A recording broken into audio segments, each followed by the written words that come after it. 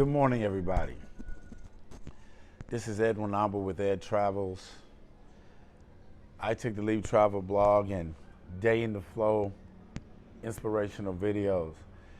It's another beautiful morning here in Lapu City, Cebu province in the Philippines, and I'm up doing my daily routine of working out a little, walking around, and I put together, with the help of some of my friends, I put together a checklist yesterday, a quarantine checklist, some things that I do every day. And as that comes together, I'm going to share it with you. But just to give you a sneak peek, one of the things on my checklist is it's a daily, checklist or to-do list during this quarantine. And one of those things is to stay connected.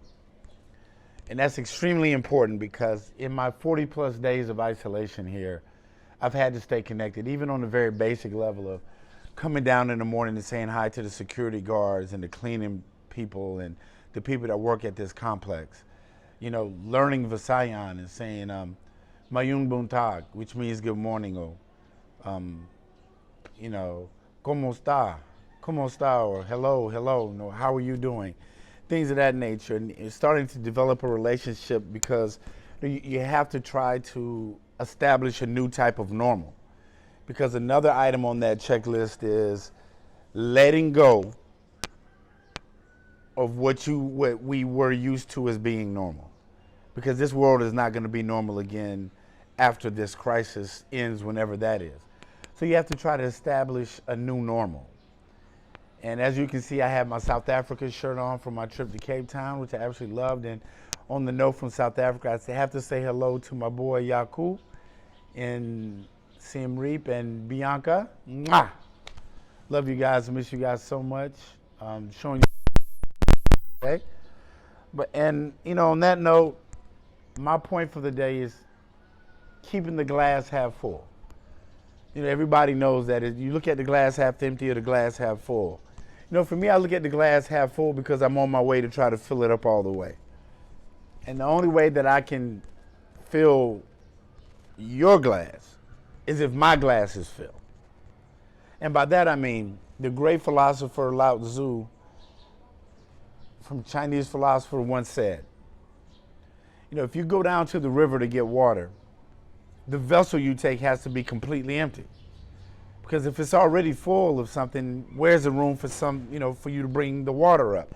And that's a great analogy about your mindset and how you live your life and what you look at things.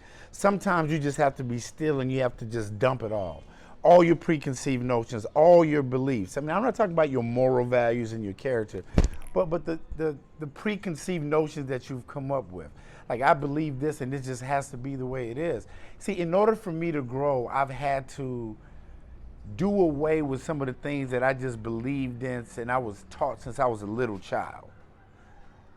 Not the great lessons that my mom and my grandfather and people that came along in my life, those valuable life lessons, but things that I just believe were, for a lack of better words, gospel, or that were written in stone, that I just believe this and there's no way in the world I'm going to believe anything else. When I started studying philosophy, like Eastern philosophy and Greek philosophy and Taoism and Buddhism and Hinduism and some of these other schools of thought, I started to realize that there are great parts that I can take from all of them that help build. I put them in my philosophical toolbox that I can apply to different situations in my life because they all have some value. I can't be bogged down to one school of thought, because he said the man that truly knows something knows that he knows nothing at all. I know nothing at all. I have to be an empty vessel to understand that. So I urge you to be an empty vessel, but I also urge you, reach out, connect to somebody today. You don't have an excuse. I'm reaching you. I'm doing my ikigai, which I did the day before yesterday. If you missed it, my ikigai, my purpose for being here. Reach out. Christopher Miller, great talking to you yesterday. Sorry I didn't get a chance to get back. Kenny Coleman, my brother. 63rd Signal in Germany, Saudi Arabia, my favorite NBC officer, my homeboy, my fellow cyclist, and your beautiful wife, Amy. Nice to see you on video. Can't wait to meet you. And maybe we'll meet in Germany. That would be wonderful for us to reconnect after 30 plus years. And to all of my friends, all of my people, Tim Scott, Seth, all of you guys that you do your daily call, to Sierra, Andre, Rania, Cornell, Cheryl, all of you guys, the Duganite crew, stay connected.